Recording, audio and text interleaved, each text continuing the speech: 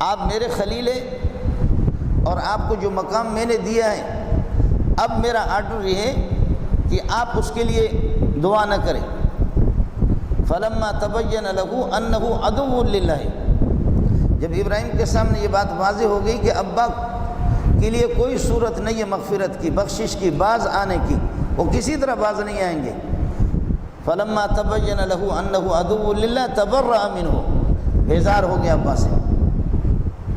لیکن پھر بھی باپ باپ ہے، بیٹا بیٹا ہے، ایک خونی رشتہ ہوتا ہے، ایک نسبی رشتہ ان کے درمیان میں قائم ہے۔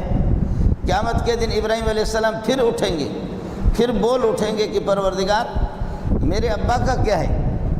فرمایا کہ بجو جو ہوتا ہے، آپ نے بجو کو قریب سے دیکھا اگر آپ گئے، یہ جنگلی بجو جب قریب انسان کے آتے ہیں، ایک تو بدشکل بھی ہے اور دوسرا یہ کہ سخت قسم کی بدبو ان سے ہوتی ہے۔ تو بخاری شریف کی روایت یہ ہے کہ ابراہیم علیہ السلام کے والد کو بجو کی شکل ملا کر کے ان کے سامنے پیش کیا جائے گا، تو ابراہیم علیہ السلام فرمائیں گے دور کرو، پرے پرے پرے پرے، پھر فرمایا اس کو اٹھا کر کے جہنم میں پھینک دیا جائے گا بجو کی شکل میں۔